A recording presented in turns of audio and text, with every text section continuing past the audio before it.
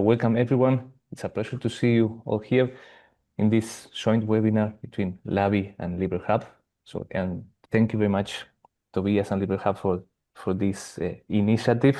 That I think that it's great to have it. And now I'm going to pass the microphone to Tobias, that's going to present this webinar. Thank you very much.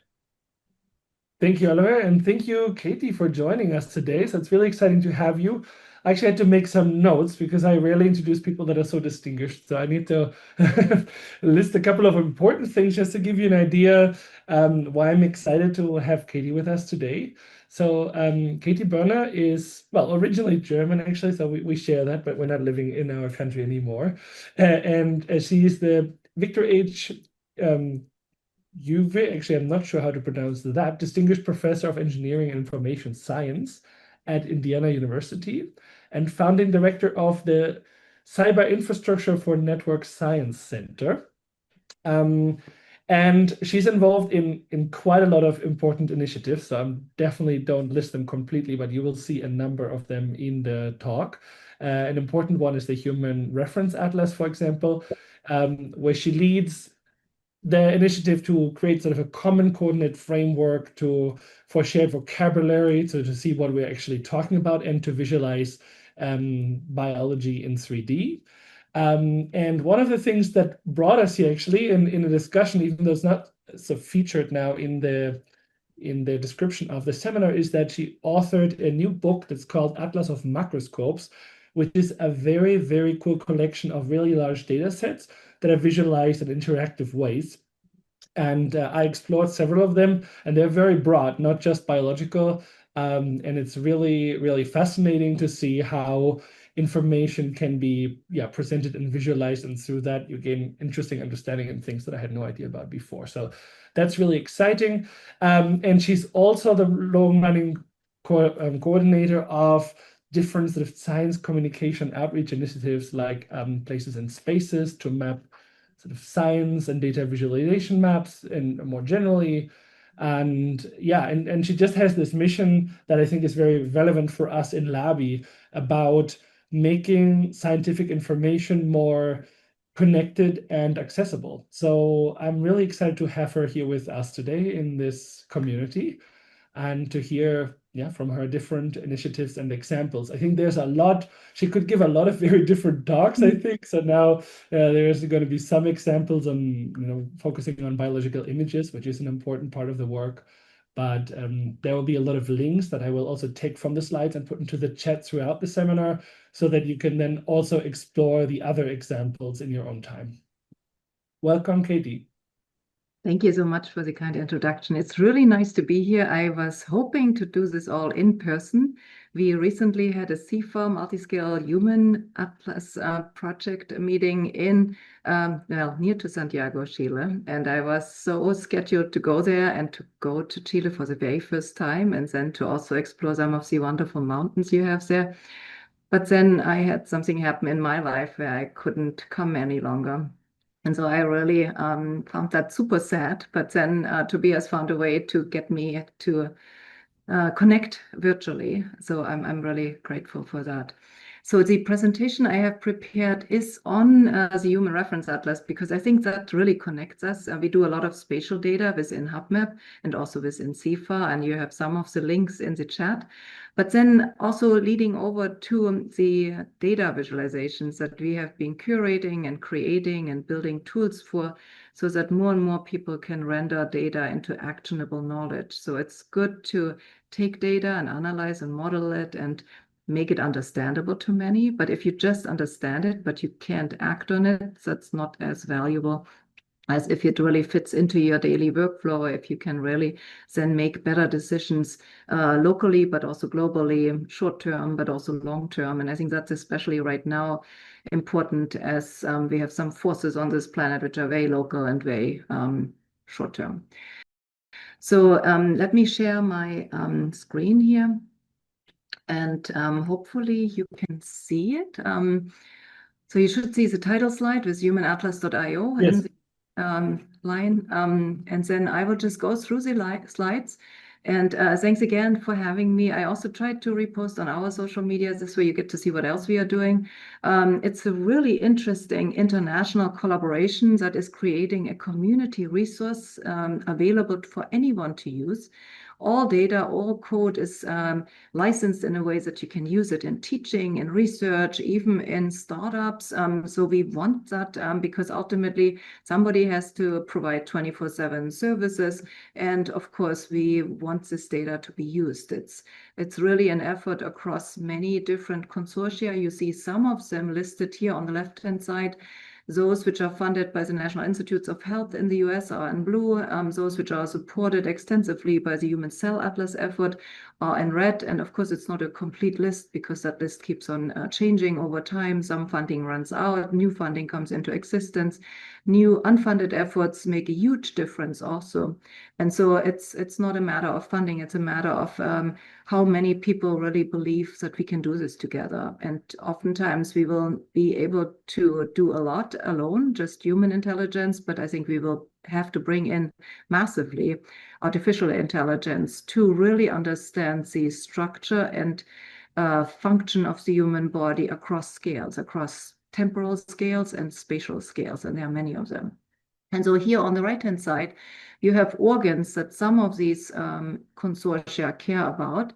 Many of them care about lung because this all started during COVID. And so many were interested to understand how vaccines can be developed, what long-term implications COVID might have.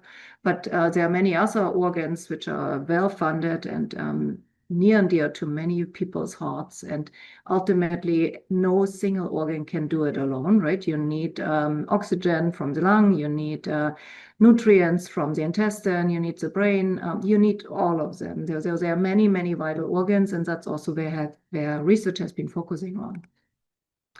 So some of you might be familiar with the Human Reference Atlas. Others might have never heard of it. I'm actually curious to see how many of you are familiar. If you could give me a show of hands. So if you have heard about it before, could you raise your hand? And I guess there is a digital way to do it. Let's see. Maybe there's nobody so far. There's one. Chris Wood, thank you for, and the LIBREhub. So let me just give you a brief introduction. So the Human Reference Atlas is really an effort to agree on terminology, but also to ultimately get us a common coordinate framework that allows us to semantically and spatially and demographically capture the anatomical structures, cell types, and biomarkers in the human body.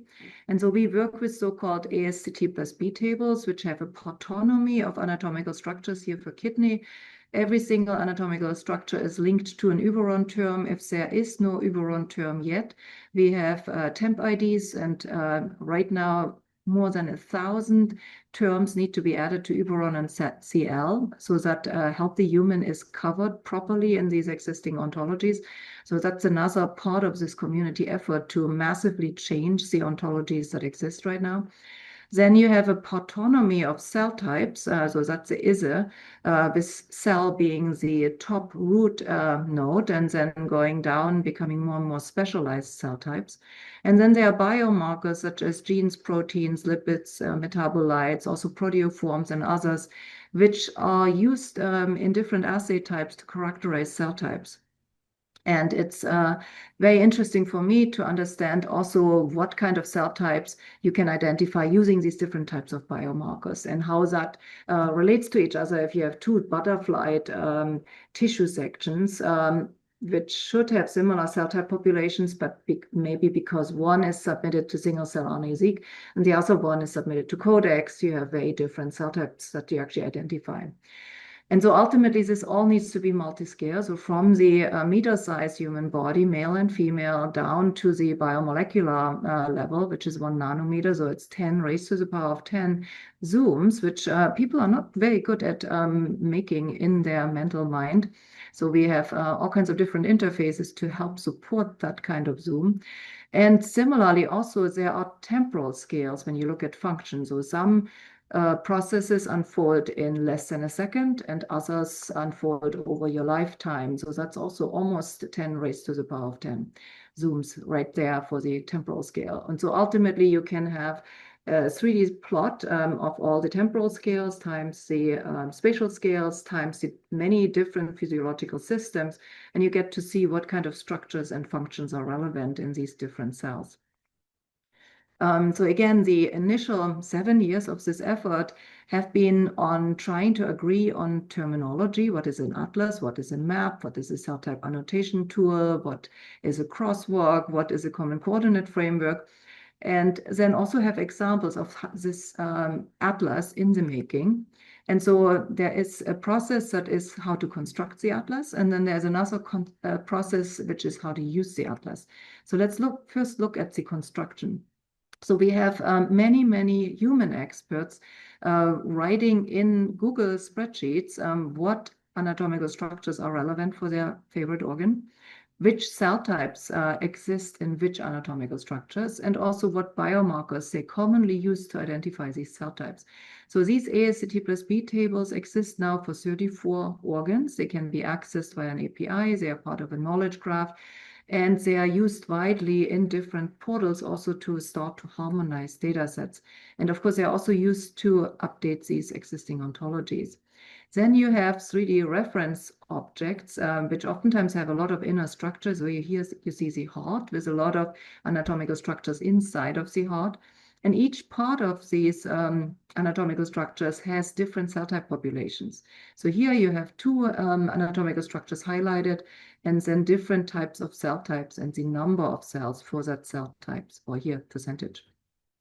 We also have functional tissue units, which are alveoli in the lung or glomeruli in the kidney, and they are currently only available in 2D. We are absolutely interested to get them modeled in 3D, but the data has been hard to come by because these structures are 300 micrometers around that size. And so it's tricky to get them via imaging technologies. And of course, we ultimately want single cell data, and it's just very expensive to get that single cell data in 3D in that size. But if you have links pointers, I would welcome those. Then we have a lot of machine learning algorithms which do spatial segmentation of the imaging data. We do proteomic imaging. We have so-called organ mapping antibody panels, which are standardized antibody sets that can be used to understand healthy human tissue. And of course, we have a lot of cell type annotations that can be used to annotate cells in single cell or single nucleus RNA-seq data. And so for the lung, for instance, there are 7 different cell type annotation tools, and probably more by now, that have been used, and they all have slightly different annotations for the very same data set. And so we are trying to understand which data set is best for which assay type, for which organ, for atlas construction. We also went into the biomed literature, especially PubMed, because it's a public available data set. And we have the Human Reference Atlas digital objects, including the ASCT+B tables and the ASCTs and Bs inside of that. We have these OMAPs that are other digital objects. We have creators of these tables and reviewers. And we can compare that with the publications in PubMed, but also the projects that are funded and the funders. So we were interested to understand who's funding all that atlasing work. But of course, each publication also has authors, and we are drawing from these authors that are experts on certain organs to recruit reviewers for the ASCT+B tables. And if you would like to serve as a reviewer for the Human Reference Atlas, please let me know.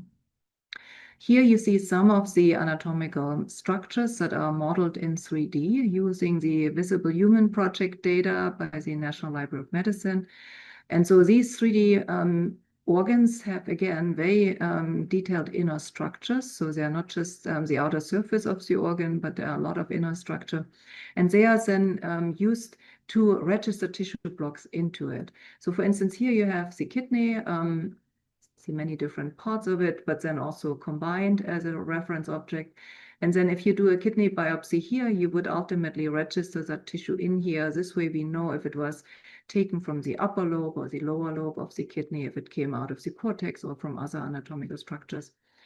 Recently, we had a very interesting collaboration with dentists, and they modeled many different anatomical structures in the mouth, and have also contributed single cell data for the mouth.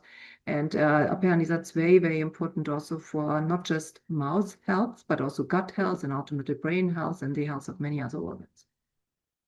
Here you see a screenfall of functional tissue units, and there are more now, including for the mouth and for the skin. We have the hair follicle for the skin now also in this set.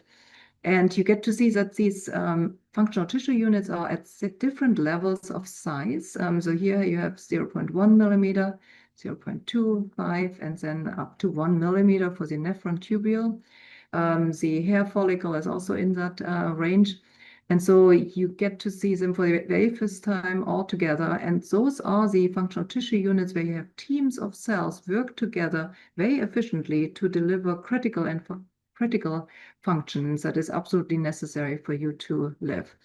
And so we have been using these functional tissue units to understand what changes as we age, what changes as disease comes in, ultimately also what changes across sex or ethnicities and other demographic groups. Again, all of this data can be accessed online. So here, if you, for instance, go to the KG Explorer and you search for your favorite organ, if it is lung, you will get to see this screen full. You can then download all these different types of objects and can use them in your teaching or in your research or to, again, do commercial adventures. This is a video which we just tried and it didn't really work due to the bandwidth we might have here. But Tobias has a link to the YouTube video, so you might like to look at it. Basically, it guides you through the many different scales from 1 meter to 1 nanometer of the human body, and then back again, kind of like the Power of 10 movie that some of you might remember. And it's this multi-scale voyage, but this time you have all the data and all the codes that was used to create this video available to you.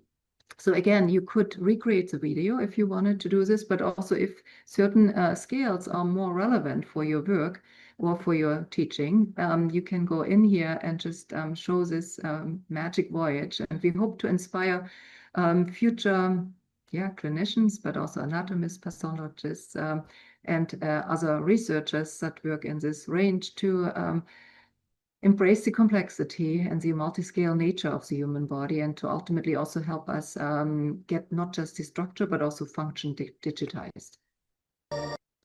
So again, if you go to this link here, you get a full provenance record of all the data and all the codes that was used to create this movie. And I think that's the first movie where you have something like this. That is more on the autistic 10 raised to the power of 10 side. All right, so using the HRA. So let's assume we now have an atlas. Then what you would like to do is to register a new tissue block here, for instance, in the colon, large intestine, and to get a prediction of what cell type populations are normal for a certain donor demographic. So let's say you are interested in male and a certain age range, and maybe also a certain ethnicity. So thanks to the fact that now we have quite a bit of data registered, we can then start predicting cell type populations. So number of cell per cell type, but also biomarker expression values. What you can also do is after you cut that tissue block, oftentimes it's sectioned up with a microtome in 2D sections. We now have code that is more and more widely used across the HRA community to then do a 3D reconstruction. So this is by the GE skin team. And all of that code is licensed in a way that anyone can use it. You might also take one of these tissue sections and run single cell or single nucleus RNA-seq assays over it. Or you might run proteomic imaging or H&E stains. H&E is very critical for us because we can use code to segment out functional tissue units and then look inside of the functional tissue units and get the cell type populations for just those functional tissue units, especially if you have, for instance, codex data and matching H&E data, then you can absolutely do that. And again, also that code is all available. And then given transcriptomic or proteomic imaging data, you can then also use the cell by gene matrices to compare it with the ASCT+B tables and with the atlas and start predicting where that tissue might have come from in the human body. So you have both sides. So you can go from tissues that you cut and predict cell type populations, or you have cell type populations and you start predicting where in the human body that might have come from. And right now, where it might have come from are corridors, because oftentimes a tissue block might write on, if you wish, two different anatomical structure sections. Maybe it overlaps 30% here, 70% here. So it basically gets to have cell type populations from both of those. In some rare cases, it was cut from a part where three structures come together. Then you just get one tissue block predicted. But oftentimes you would have corridors that are returned. And again, there are a number of user interfaces that now makes that possible without any kind of coding abilities. And it's just visual user interfaces for that. So ultimately, the atlas is also used to not just take a tissue block and predict cell by biomarker matrices, or take cell by biomarker matrices and create and predict these corridors, but it's also used to compare, for instance, here, healthy lung to diseased BPD lung. And we are using the cell distance explorer here, which gets you cell distances from different types of cells to vasculature, because we are trying to see if we can use the vasculature as a latitude-longitude system for the human body. The Cartesian coordinate system that is currently used to register tissue only goes so far, because we all have quite different body shapes and sizes, and also the inner organs might touch or not. So a vasculature-based common coordinate framework seems to be much more desirable and accurate ultimately, but we are still in the process of getting the right data for that. But what you see here is that you absolutely have differences in diseased versus healthy cell type populations. Among others, new cell types might come in if a tumor cell is detected, for instance. And I will have more examples of that later. Down here, under D, you see work by John Hickey, who used to be at Stanford University, now has his own team at Duke University. And he's very interested to automatically identify cell types, cell neighborhoods, cell communities, and ultimately functional tissue units. So it's kind of a nested approach of grouping cells into neighborhoods that are meaningful, functionally meaningful, or are always or oftentimes seen together. And ultimately that is changing as disease comes in or as we age.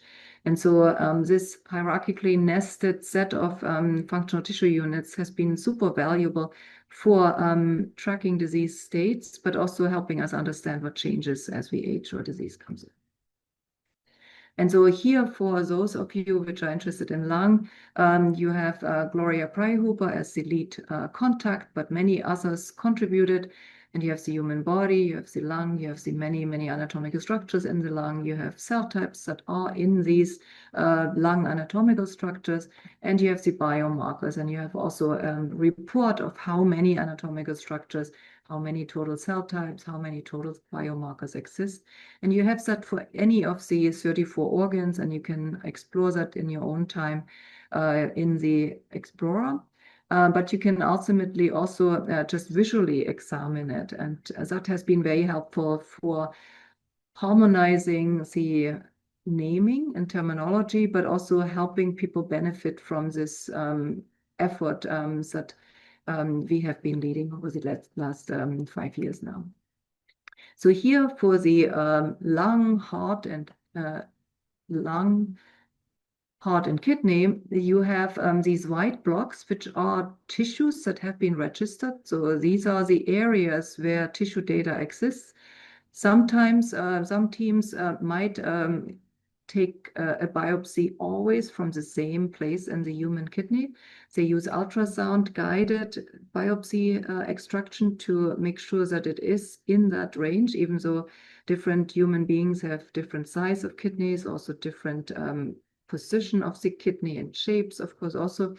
So there is a combination of what human surgeons can do and what the current registration user interface allows you to do. And again, ultimately that registration is needed so that we know where the tissue came from, so that in the future, cell type populations can be predicted for the right area in the human body. And then you have this exploration user interface that allows you to explore more than 6,000 tissue data sets, and many of them are single cell. So if you are interested in running meta studies or just seeing who has what kind of data using which assay types, that would be your place to go. We also, for those of you which have a VR headset device, have so-called HRA organ gallery.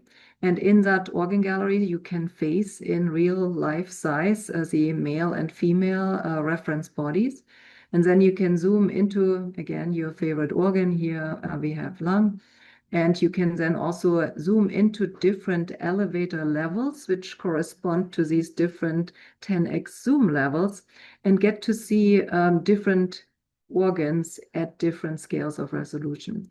So Andreas Bückler, he is part of our team here at Indiana University. He would be happy to come back and give you a demo of that if this is relevant for your work. And he also led the HRA POP effort, which is the cell type populations across different anatomical structures in the human body. So here you have quite a few male and female specific organs. So we have the reproductive system organs in here, which is also a first for these atlases. Oftentimes there's only one atlas and it's for male, and oftentimes it doesn't have some of the reproductive organs. So we are very proud to have that covered. And then if you have your favorite organ, for instance, small intestine, you would have 1, 2, 3, 4, 5, 6, 7, 8 different anatomical structures and the cell type populations that are commonly found in them for female on the right and male on the left here. And then again, this is all available programmatically also. So if you want to compare the cell type populations that you see in these anatomical structures, maybe for diseased tissue, to the healthy normal ones, that would be one way of doing it. Here you see the FTU Explorer, where you have interactive FTUs, where you can hover over these cell types and they actually highlight them. So if you go to the app itself, you will be able to do this, or you hover over these cell types listed over here, and they will then also highlight the corresponding cell types in the here bronchus submucosal gland. And then you get to see the number of cells of that type in a certain data set. And you also get to see here the gene expression markers, and you can hover over these size-coded symbols to get more information. And again, you can do this for 27 functional tissue units now, and for some we are still adding more data, but it's all set up so that new data sets can be added easily. Here you have the illustration for the alveolus, and again, different cell types and also different biomarker expression values. The tool that I think you might be most interested in trying out on your own data is the Cell Distance Explorer. So the app is right down here. Tobias, if you want to put that link into the chat. If you have data of single cell types, for instance, or boundary markers or disease markers, and you have an XY for those, and if you have 3D data, you can also provide a third dimension, and you have a name, which could be a cluster name or a cell type name or a damage marker name or a protein marker name. So this is very flexible, this tool. Then you can upload it and you can get to see your data in very new, different ways. So again, we are typically interested to understand distances of different cell types to vasculature. So all the visualizations you get to see next are doing that. But other teams have now started to explore distances of certain cell types to nervous system or to certain immune cells or to certain damage markers or to certain tumors. And so it would be really neat to see what you will do with this tool. And again, it's freely available. Anyone can use it, and you don't need us any longer. It's for you to use. And there's a recent study out where you actually have 14 studies with 12 tissue types and a total of 47 million cells, all run through this cell distance explorer, so that we get to understand what cell types are shared across organs, but also what's specific, for instance, to the intestine as you go through the small intestine and then the large intestine. What kind of cell type populations and cell neighborhood distances do you encounter as you go from basically the beginning of the intestine to the very end? And these kind of analysis, again, are super valuable for atlas construction, and they might also be useful for your work. So here you have the different data sets that are in that paper I just mentioned, the 12 tissue types from different teams. Some of them have disease included. You also have other visualizations of papers that have been published earlier. And so here, for instance, you would have colorectal cancer. And as stages of cancer progress, these distance distributions change rapidly. And they are really a good marker for different disease stages. And here you have different immune states also, if you're interested in immune cells.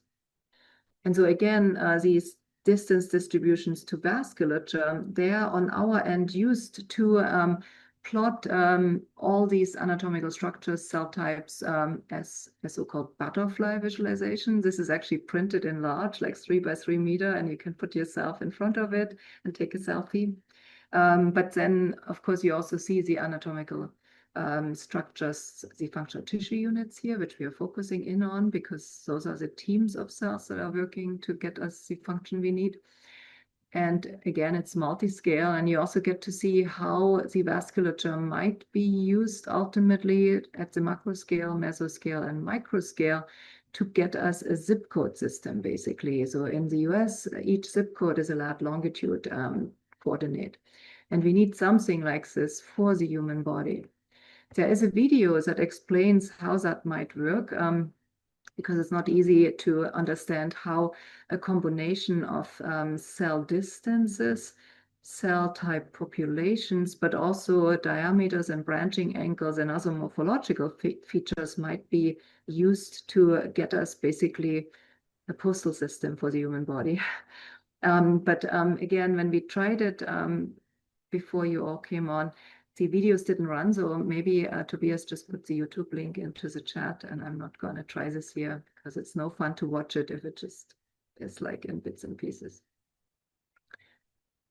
So this human reference atlas really benefits from the human cell atlas, which is older and has been super supportive in getting the community together to work on this multi-scale reference atlas. And here you just see the HubMap team and the team we have locally here at Indiana University. But ultimately, there are now more than 300 experts DOI'd with their ORCID IDs connected to the Human Reference Atlas, and there are many more also using it and coming into the HRA working group that we have every month. And so maybe we can also share more information on that working group if you're interested. And again, all of this wouldn't be possible without funding, because single cell studies are still very expensive. You need highest quality data to create an atlas. And you need also the expertise to wrangle that data, to have a data portal, to ultimately analyze that data, model it, and visualize it in a way so that insights from these initial studies can also be used to optimize assay types and protocols and OMAPs and single cell type annotation tools, etc. So it's a huge community effort. So you see me here, but there are really 300 people on this Zoom call presenting this to you. One other piece that you might be interested in when we talk about the multiscale human body is the CIFAR Macmillan funded project, which again just met thanks to Tobias in Chile, which again I missed.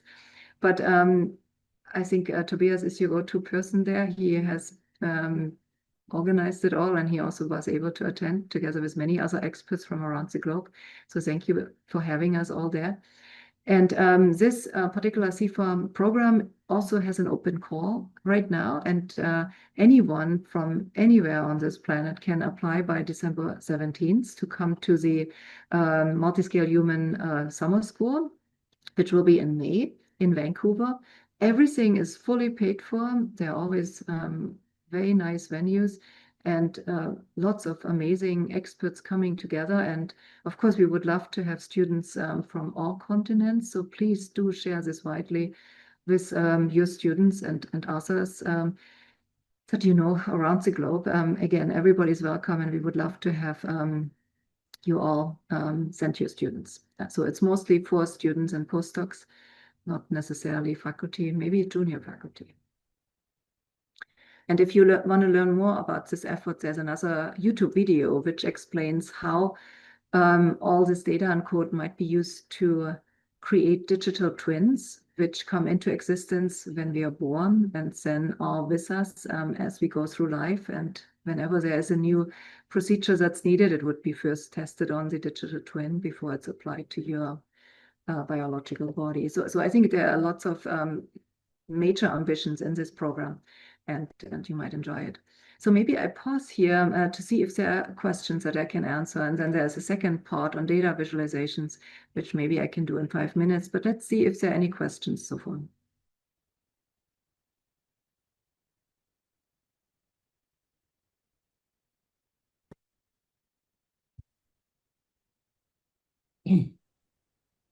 This was really great. If there are questions in Spanish, I can also help to translate. Si hay preguntas en español, también puedo traducir. The same, well, también en portugués podemos ir, traducir.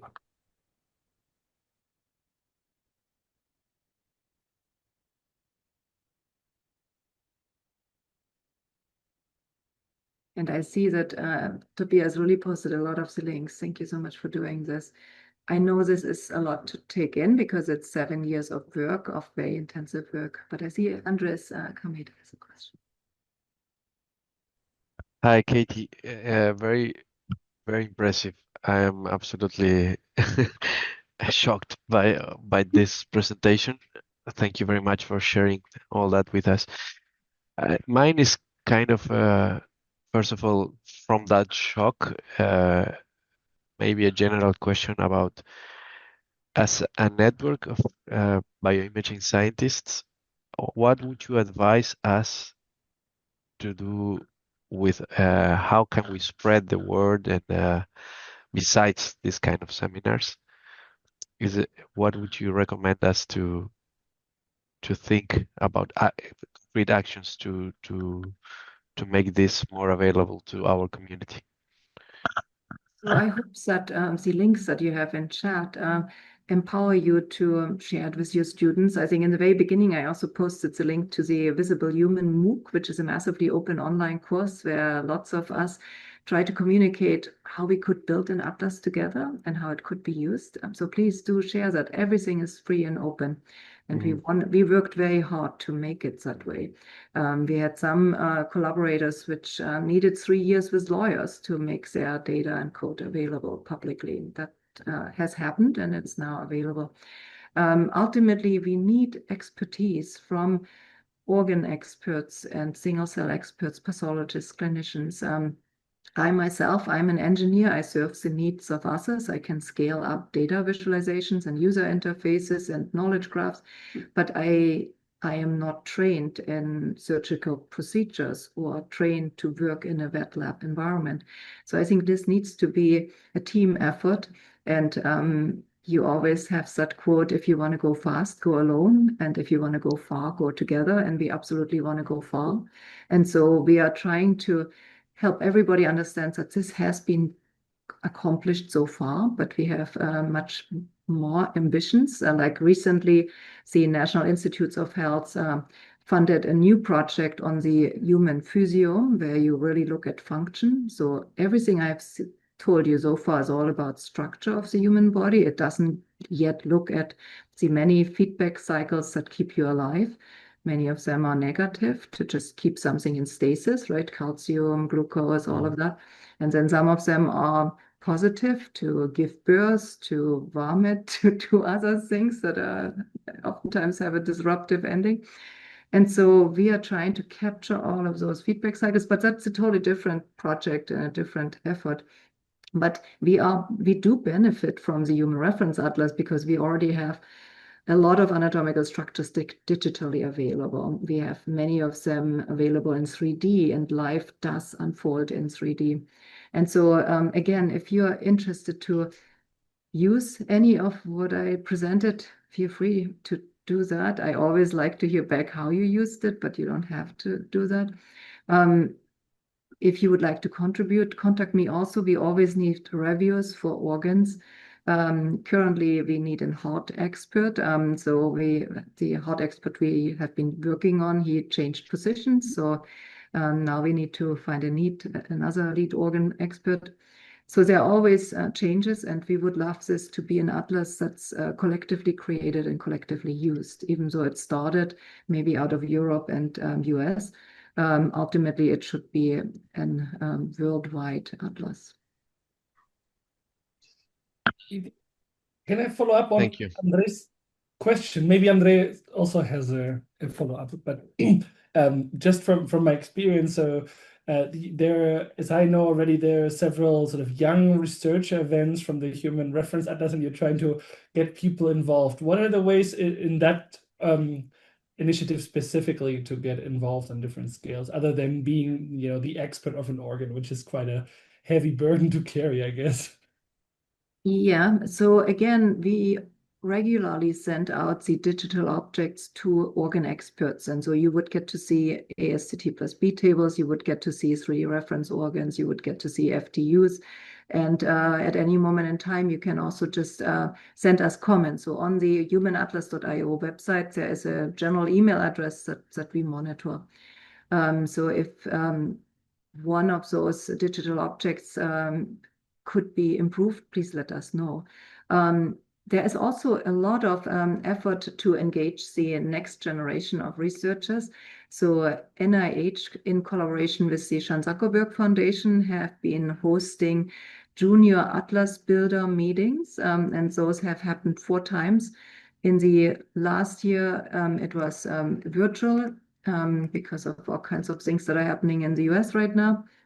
But I can put the link to those into the chat because there are there is good information on what is done. It's more like a career development workshop, but again, it's held in a way so that anyone can attend it. And here is the agenda. So we would love to have more global participation. This should not be just confined to Europe and the US. So I put the agenda for the most recent Junior Investigator Atlas Builder meeting, which was virtual, into the chat. And maybe in the future, Tobias, I can also just share them with you and you can share them further. And over time, we will create more and more bridges between these efforts. So maybe I present a few more slides because I wanted you to also see that we do a lot of data visualization, and that's maybe also another way to connect. I teach every spring 130 students how to analyze data temporally, spatially, geospatially, and also in networks. And so they have to analyze these data sets to answer when, where, what, and with whom questions. But they also then, in the second part of the project, get to work with real-world clients. And so for these real-world client projects, we are always interested to learn about data sets and experts that have good questions, but maybe no funding to analyze and visualize that data set. And those projects are perfect for the students because they have a meaningful data set in question. They work with a leading expert or with a PhD student who is smart enough to use that opportunity to jumpstart their PhD work. And we have clients around the globe, which ultimately our students will also have when they go into their work job environment. So let me just show you a few of these visualizations to get you interested. And then we can have another set of Q&A. So data visualizations, I strongly believe that we need them to understand more globally and long-term what is happening on our planet, be it in the job market, be it in science, be it in technology developments. And data visualizations really can help there. And oftentimes you also have a multi-scale structure of your data. You might have personal data from your Fitbits or from your bank accounts. You might have professional data from your job. And of course, keep those separate, please, and don't give your personal data to many people. So all of this is part of it. But then you can start rendering data statically. So we had a map of science exhibit running from 2005 to 2014. And it made it to Mexico during that time. And we actually have an ambassador in Mexico, which I could reconnect with. And she has been good in bringing this exhibit as a poster version to many different places. But then there are also different atlas books, which basically explain how why you would want to map science, how you can make your own maps, but also how you can use predictive models to ultimately model and map desirable futures. And oftentimes people want to first test run a future before they sign a check. So they really want to use existing data to understand what happens if I do fund X or fund something else, or what happens if I make this kind of economic decision. And again, all these maps of job markets and science landscapes and IP holdings, etc., are super helpful for understanding trends and clusters and outliers. And so this entire exhibit is available under scimaps.org maps. And that was the initial 10 years of the exhibit.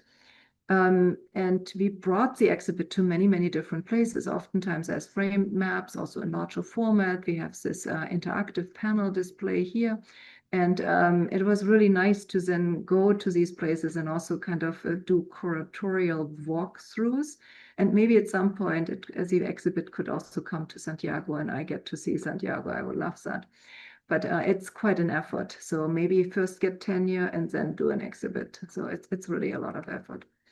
Then the next decade of the exhibit is all on interactive data visualization. So using this big touch panel display, Liesel and Todd and myself have been curating this for 10 years. And the book just came out. I just got my own copy, but I think it's now available online. And so this was 2015 to 2024, surviving COVID, where we couldn't have the exhibit on display anywhere. That was hard, but now you have a 4D interactive data visualization. So it's not printed static maps that you hang on the wall, but it's maps where you can look for a certain keyword. You can zoom in, you can get details on demand. So it's a very different way of interacting. And in many cases, you get inspired to see your own data in this way, and then we can connect you to the macroscope makers, which make these interactive data visualizations, and you can render your own data in similar ways. So it's also spreading the word about how you can take interactive data feeds and render them in meaningful ways. And so again, here we have the exhibit at the University of Michigan Library, and you see the panel, but also some of the maps on display.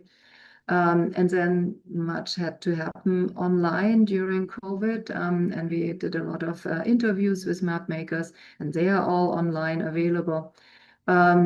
We have more and more interactive interfaces, but then also often with masks. So it was really hard to have an exhibit. And as you know, many science museums had to close their doors and had to let people go. And it was just really hard for science communication during that time. And I think we still have not totally recovered from that. So I think it's really important that science goes out of the ivory towers and reaches general audiences. And the exhibit has been magic doing that. And so here you have the panel. You can click through these different maps.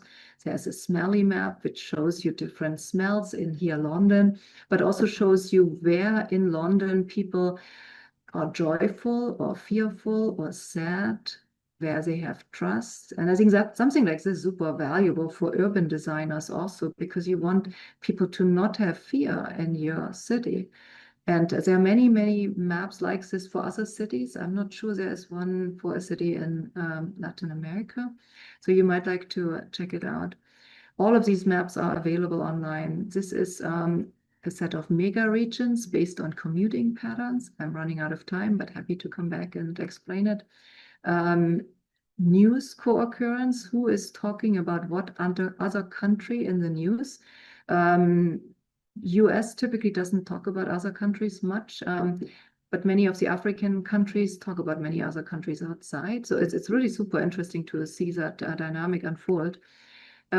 Job market, which jobs have low salary and low growth? Maybe you don't want to go there. And which ones are high growth and high salaries also in the future when AI and robotics and automation moves in. So a really interesting set of analysis, and they had to create a lot of ontologies and taxonomies to just harmonize so many different data sets to have these kind of insights. So there's a lot of data wrangling behind each data visualization. And so here you see all 40 of these data visualizations, and I hope you get a chance to explore some of those. We currently have a set of book reading tour events. So this actually today I count as a Santiago, Chile, Latin American bioimaging event, a virtual one. So thank you again for having us on. We did some local ones in Bloomington, Indiana, where I am right now. But we also tried to cover Africa and many other places so that the word spreads that you can do render data intelligently into actionable knowledge.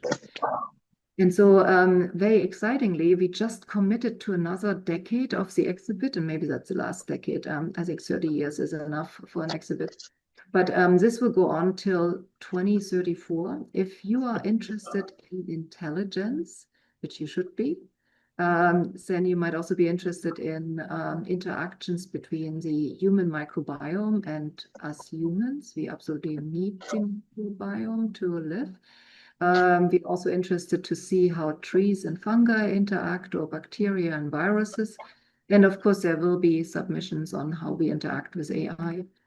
And so we take intelligences very broadly. There are different types of intelligences. There is collaboration and coordination going on, and some cooperation and collaborate and competition is oftentimes good if it's yeah, not too bad, because you really don't want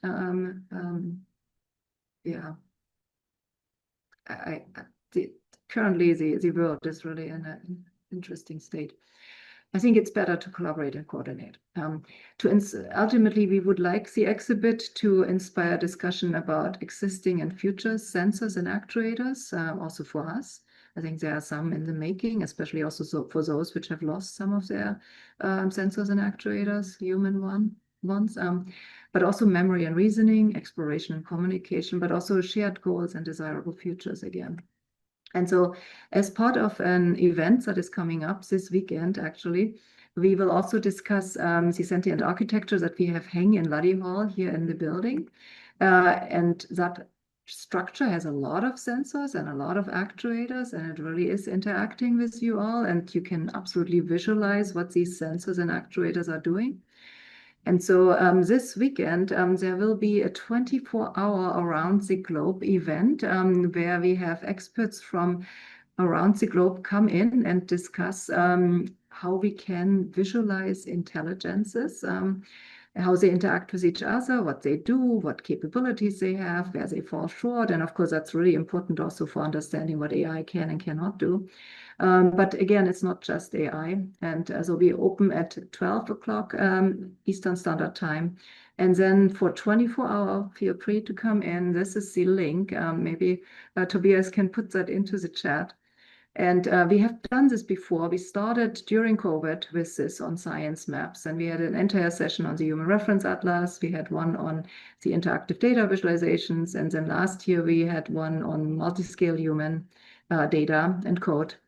And so all of this was recorded, so you can also go back to those.